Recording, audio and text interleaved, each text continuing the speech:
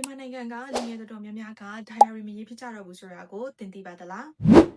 ဟုတ်ပါတယ်နှွေးကိုယ်တိုင်လည်း diary ရေးတတ်တဲ့လူတွေမပါခဲ့ပါဘူးဒါပေမဲ့အရင်နှစ်ကစပြီးတော့ diary ရေးတဲ့အကျင့်ကိုလုပ်နေရပေါ့နော်အဲ့အတွက်ကြောင့်မို့လို့ diary ရေးခြင်းကနေပြီးတော့ရလာတဲ့ benefits တွေကို sharing လုပ်ပေးခြင်းလို့ပဲဖြစ်ပါတယ်ပထမဆုံးတစ်ခုကတော့ self awareness ပါကိုပိုသိလာတယ်ပေါ့နော်ဘယ်လိုမျိုးလဲဆိုတော့တနေ့ကိုကဘာလုပ်လဲဆိုတာကိုမတန်တင်ထားတဲ့အတွက်ကြောင့်မို့လို့ကိုဘာဖြစ်နေလဲဘာလိုအပ်နေလဲဘာ improve လုပ်ဖို့လိုအပ်နေလဲဆိုတာကိုပို့ပြီးတော့သိလာပါတယ်နောက်ထပ်တစ်ခုကတော့ time management skills ပါ diary ရေးတာကကိုလုပ်ရမယ့် plan တွေကို jot down လုပ်တဲ့အကျင့်လေးပါရလာတယ်ပေါ့နော်အဲ့အခါမှာဆိုရင်ကိုကဘယ်အချိန်မှာဘာလုပ်မလဲဆိုတဲ့ဟာကို plan ထားတဲ့အတွက်ကြောင့်မို့လို့ time management skills ကလည်းတကယ်ကိုတက်လာပါတယ်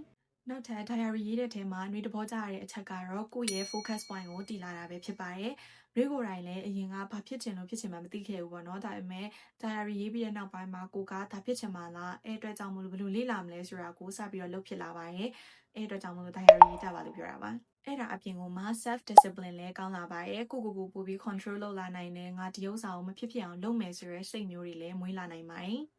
diary ရေးတဲ့ထဲမှာနှွေးတဘောကြရဆုံးအချက်ကတော့ stress relief ပါတခါတလေကိုမကြည်နပ်တဲ့အရာတွေရှိရဆိုရင်ဘယ်သူ့မှလည်းပြောလို့မရတဲ့အခြေအနေမျိုးတွေရှိရပေါ့နော်အဲ့လိုအခါမျိုးမှာဆိုရင် diary ထဲမှာချရေးလိုက်တာကလုံးဝစိတ်ကို relief အရင်ဖြစ်ပါတယ်နောက်ပိုင်းပြန်ဖတ်ဖြစ်တဲ့အခါဆိုရင်တော့ရည်ချင်တာပေါ့နော်ဒါပေမဲ့တော်တော်လေးကိုပြောဖို့ကောင်းပါတယ်အဲ့အတွက်ကြောင့်မို့လို့ diary ရေးတဲ့ habits ကိုတော့အကုန်လုံးကိုရှိစေချင်ပါတယ်ဒါဆိုရင်နောက်ထပ် sharing လုပ်ပေးမယ့်အကြောင်းအရာတွေကိုလည်းဆောင်ရွက်ပေးကြပါအောင် follow လေးလုပ်ပေးလို့မမေ့ပါနဲ့ so thank you for watching ပါ